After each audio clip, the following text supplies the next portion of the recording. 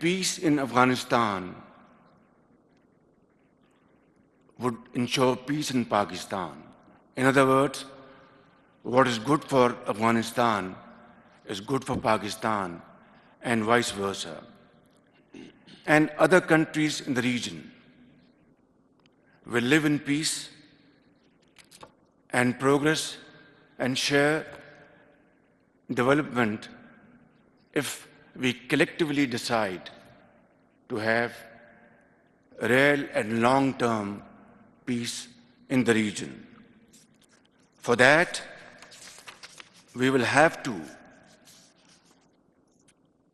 work together to support all good initiatives in Afghanistan for the good of people of Afghanistan in terms of education, health, jobs, opportunities, industry, agriculture, and all other related works for mankind.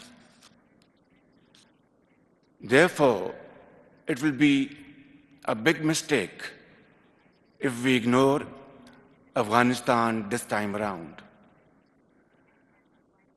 We hear all types of observations, opinions, but it is my considered opinion, my country's considered opinion, that strengthening Afghanistan in the security and counter-terrorism domain should run parallel to SCO's support to the Afghan people in the socio-economic arenas.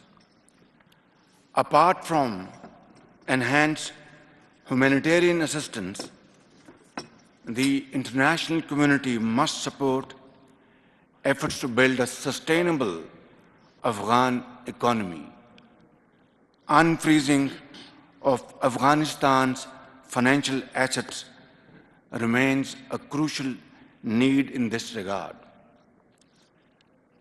For their part, the Afghan authorities would do well to build a future based on inclusiveness and respect for human rights for all citizens and all categories of society, especially women and minorities, including effective steps against terrorism. Brother President, Pakistan has been a victim of terrorism itself. I don't have to go into its history, but suffice it to say that we have paid huge sacrifices to defeat the monster of terrorism. Thousands and thousands of Pakistanis were martyred, brothers, sisters, mothers, soldiers, doctors, engineers. Even today, if you see somebody limping on the roads of Pakistan, he might as well have been a victim of terrorism. So there cannot be a bigger manifestation of our commitment, our dedication to fight this menace collectively. And I would certainly urge honorable members of SCO to join hand together and fight this menace of extremism, separatism, and terrorism and wipe it out from the face of the earth. Excellencies, I am coming from Pakistan, where floods have devastated ordinary life over there. Millions of people have been displaced. 1,400 people have been killed, including 400 children. and million houses have been partially or completely damaged. I've been in public life for the last 40 years. I have never seen with my eyes this kind of terrible devastation.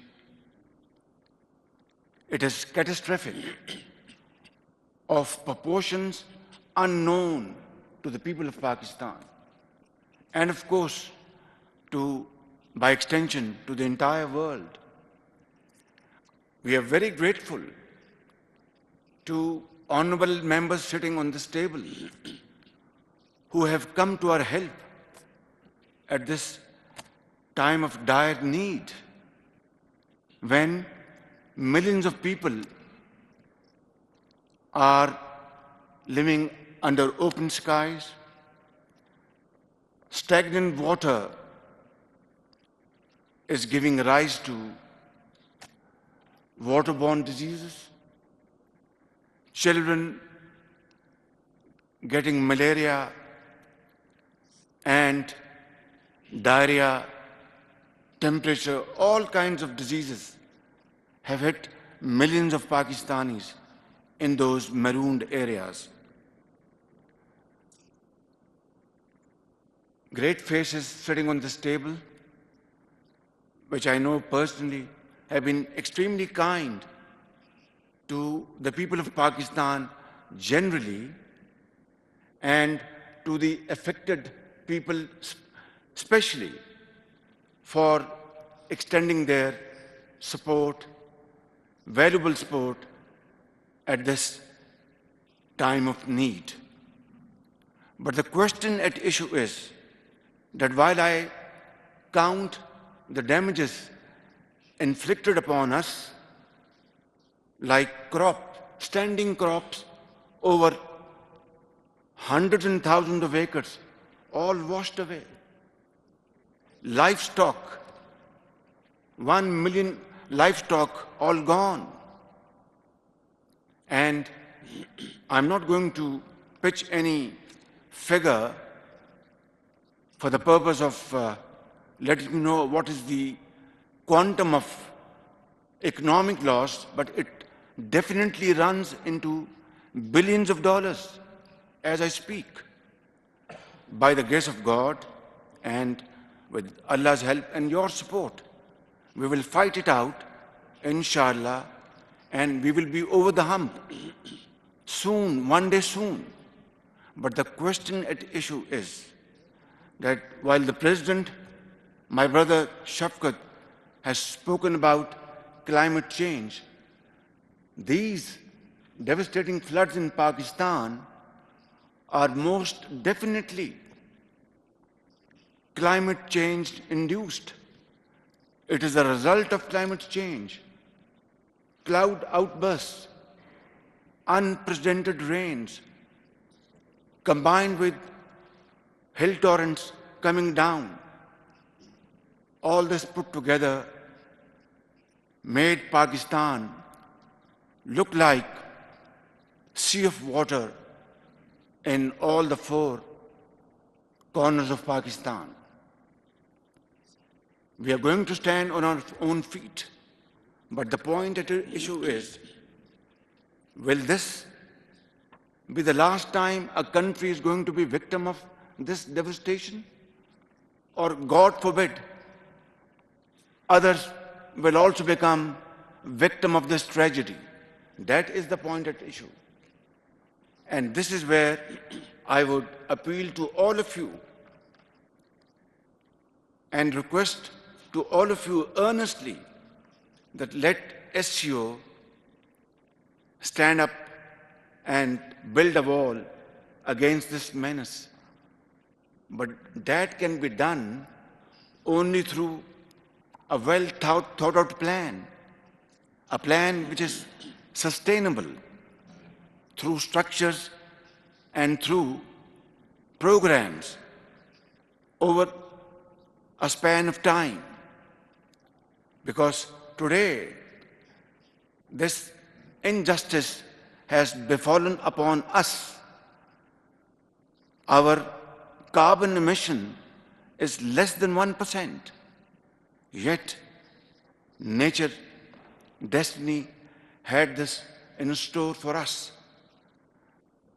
But I think I want to be very honest and straight and very humbly request that let's, at this forum, make a plan to save our future generations.